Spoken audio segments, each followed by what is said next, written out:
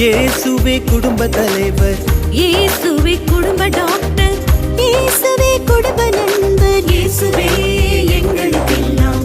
இயேசுவே குடும்ப தலைவர், இயேசுவே குடும்ப டாக்டர், இயேசுவே குடும்ப நண்பர், இயேசுவே எங்களுக்கெல்லாம்.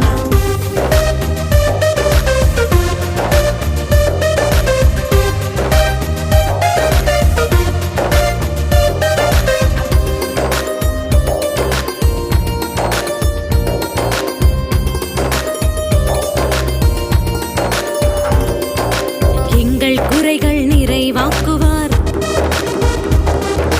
எங்கள் குடும்பத்தை காத்திடுவார்,